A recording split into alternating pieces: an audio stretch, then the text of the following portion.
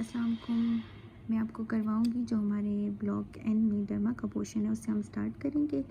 और सबसे पहले हम टॉपिक वाइज जाएंगे। बस सबसे पहले हम बैक्टीरियल इन्फेक्शंस करेंगे जिसमें इम्पेटाइगो आता है और आगे हम स्टेप वाइज चलते हैं। इम्पेटाइगो जो है वो हमारे पास लोकलाइज एरिया पे लीजन होती है और ये सुपरफिशियल लीजन होती है स्किन की।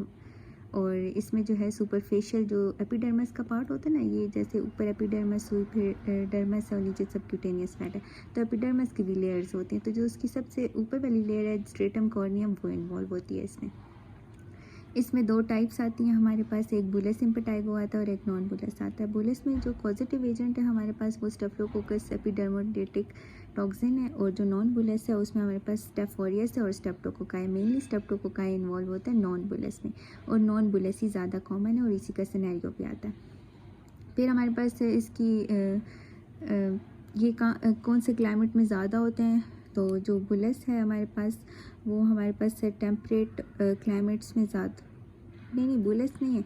जो हमारे पास बैक्टीरिया अटैक करता है टेम्परेट क्लाइमेट्स में वो स्टेफिलोकोकस स्पीशीज़ हैं, और जो स्टेप्टोकोकस है वो हॉट ह्यूमिड वेदर में अटैक करता है। और ये इसकी हमारे पास नॉन बुलस डिजीज़ हर एज के लोगों में कॉमन होती है और इसके हमारे पास आउटब्रेक्स आते हैं लेट समर्स में और चिल्ड्रन में, यंग चिल्ड्रन में, और ओवर क्राउडिंग वाली जगह पे भी ये ज़्यादा होता है। आउटब्रेक्स कहाँ आ सकते हैं, जहाँ ओवर क्राउडिंग हो और हमारे पास पुअर हाइजीन के लोगों में आ सकते हैं और इंस्टीट्यूशंस में आ सकते हैं। और ये वाइड स्प्रेड है न्यूनेट्स में भी। प्री डिस्पोर्टिंग फैक्टर्स इनके क्या होंगे कि पहले से कोई स्किन एब्रेजन हुई हुई है या कोई और स्किन मैनिफेस्टेशन है या एक्जिमा है। फिर आता है नॉन बुलस।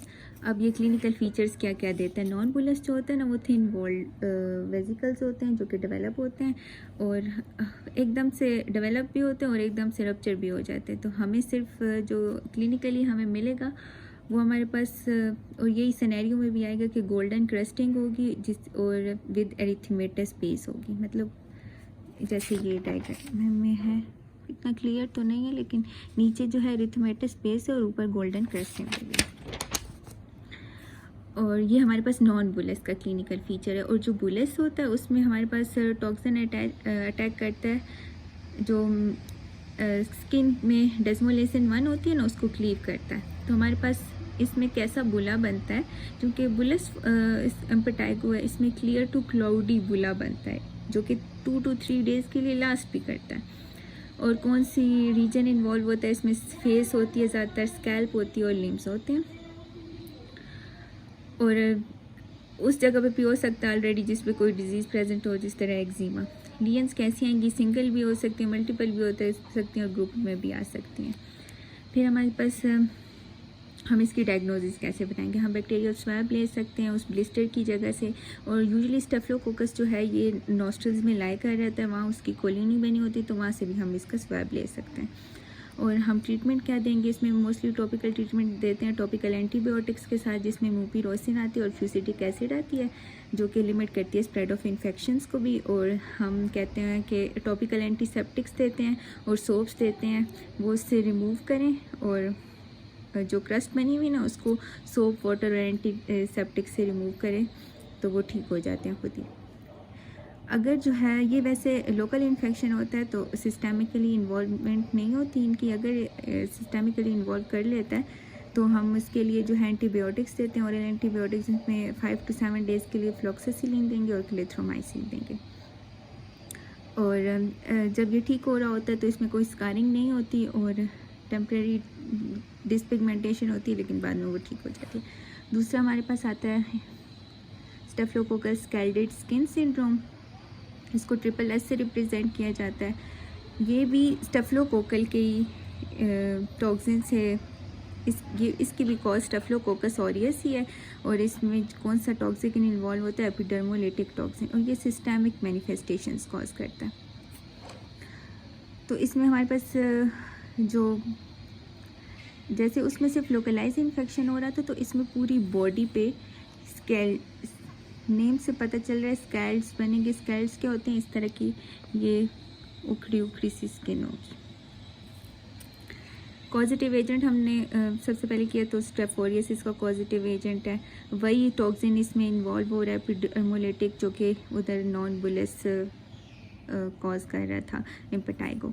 और इसमें जो है माइनर स्किन ट्रॉमा होता है, यूजली ये जो है अम्बलाइकस यूराइनरी ट्रैक और नेज़ोफेरिंक्स से ओरिजिनेट करता है।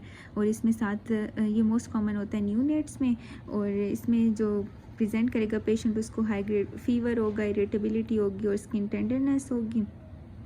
और इसका जो एरिथीमा है ना वो यूजली ग्रोइन और एक्जिला से बिगिन करता है या अराउंड द माउथ से। इसमें जो ब्लिस्टर्स होते हैं और जो सुपरफिशियल एरोजन्स होती हैं लाइक दिस, तो वो जो हैं वो हमारे पास 1-2 डेज़ के लिए परसिस्ट करती हैं। और इसकी डायग्नोसिस भी हम बैक्टीरियल स्वैब से लेते हैं और स्नाइपिंग सीजर से लेते हैं,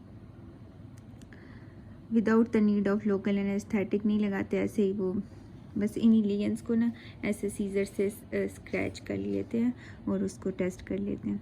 फिर इसमें हम ट्रीटमेंट क्या देते हैं, सबसे पहले आईसीयू में एडमिट करेंगे, सिस्टेमिक एंटीबायोटिक्स देंगे ताकि इन्फेक्शन सेटल डाउन हो जाए। फिर हमारे पास ये थोड़ा सा टॉक्सिक शॉक सिंड्रोम, इसमें है हमारे पास ये भी स्ट्रेप ऑरियस के ही टॉक्सिन से कॉज होता है और उन वमेन में कॉमन है जो कि टैम्पोन यूज़ करती हैं।